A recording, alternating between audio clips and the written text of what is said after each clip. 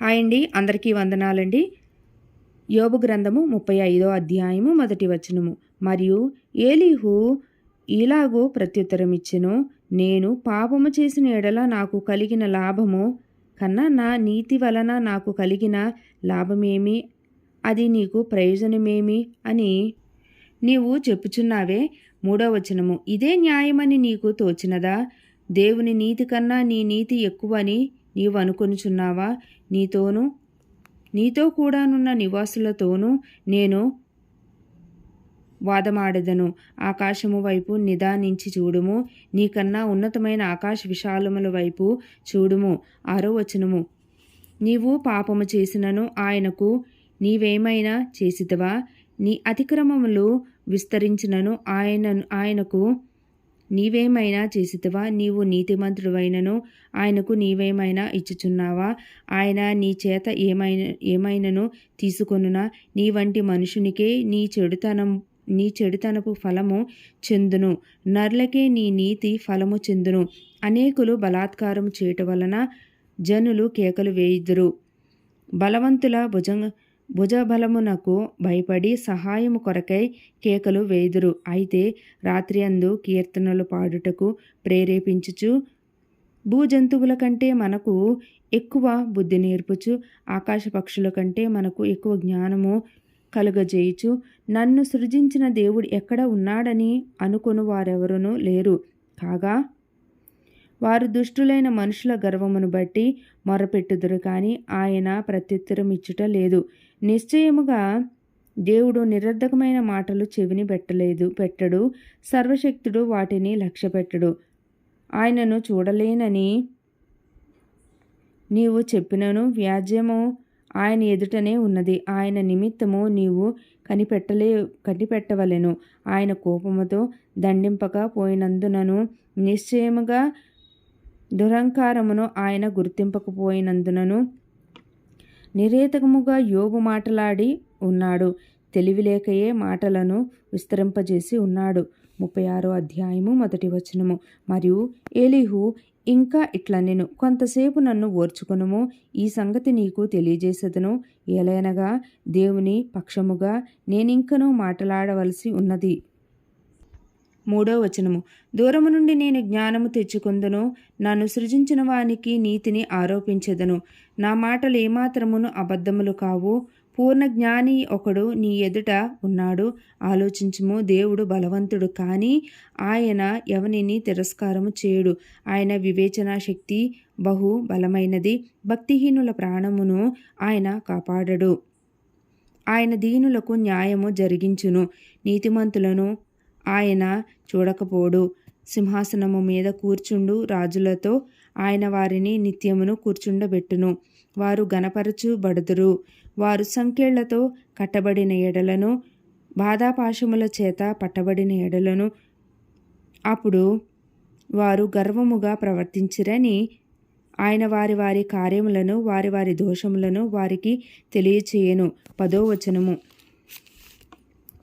ఉపదేశము వినుటకై వారి చెవిని తెరవజేయును.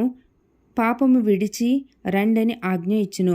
వారు ఆలకించి ఆయనను సేవించిన ఎడల తమ దినములను క్షేమముగాను తమ సంవత్సరములను సుఖముగాను వెళ్ళబుచ్చెదరు. వారు ఆలకింపని ఎడల వారు బాణముల చేత కూలి నశించెదరు, జ్ఞానము లేక చనిపోయెదరు. ఆయనను లోలోపల హృదయపూర్వకమైన భక్తి లేని వారు క్రోధము నుంచుకొందురు. ఆయన వారిని బంధించినప్పుడు వారు మొరపెట్టరు. కావున వారు యవ్వనమందే మృతి నొందుదురు. వారి బ్రతుకు పురుషగాముల బ్రతుకు వంటిది అగును. శ్రమపడు వారికి కలిగిన శ్రమ వలన ఆయన నడిపించును. శ్రమ వలన అనే మాటకు అర్థము శ్రమలో. 16వ వచనము. బాధ వలన వారిని విధేయులుగా చేయును. అంతియే కాక బాధలో నుండి ఆయన నిన్ను తప్పించును. ఇరుకులేని విశాల స్థలమునకు నిన్ను తోడుకొని పోవును. నీ ఆహారమును క్రొవ్వుతో నింపును. దుష్టుల తీర్పు నీలో పూర్తిగా కనబడుచున్నది. న్యాయ విమర్శయు తీర్పును కూడుకొని ఉన్నవి. నీకు క్రోధము పుట్టుచున్నది కనుక నీవు ఒకవేళ తిరస్కారము చేయుదువేమో జాగ్రత్తపడుము. నీవు చేయవలసిన ప్రాయశ్చిత్తము గొప్పదని నీవు మోసపోవుదువేమో జాగ్రత్తపడుము.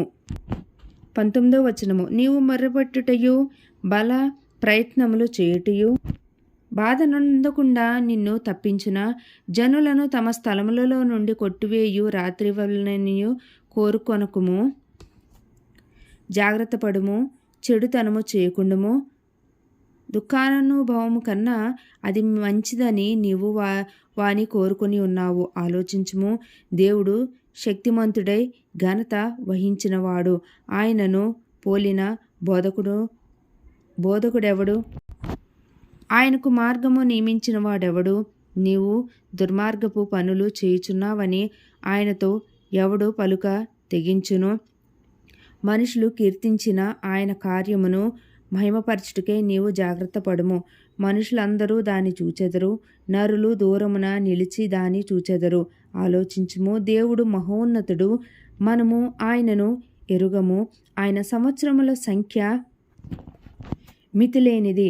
ఆయన ఉదక బిందువులను పైనుండి కురిపించును. మంచుతో కూడిన వర్షము వలె అవి పడును. మేఘములు వాటిని కుమ్మరించును. మనుషుల మీదికి అవి సమృద్ధిగా దిగును. మేఘములు వ్యాపించు విధమును ఆయన మందిరములో నుండి ఉరుములు వచ్చు విధమును ఎవడైనను గ్రహింపజాలునా? ఆయన తన చుట్టూ తన మెరుపును వ్యాపింపచేయును. సముద్రపు అడుగు భాగమును ఆయన కప్పును. వీటి వలన ఆయన ఆయా ప్రజలకు తీర్పు తీర్చును. ఆయా ఆహారమును సమృద్ధిగా ఇచ్చువాడు. ఇరుప్రక్కలను ఆయన మెరుపులు మెరిపించును. గురికి తగలవలెనని ఆయన దానికి ఆజ్ఞాపించును. ఆయన గర్జనము ఆయనను ప్రసిద్ధి చేయును. తాను వచ్చుచున్నాడని ఆయన పశువులకును తెలుపును. 37వ అధ్యాయము 1వ వచనము. దీనిని బట్టి నా హృదయము వణకుచున్నది, దాని స్థలములలో నుండి అది కదిలింపబడుచున్నది.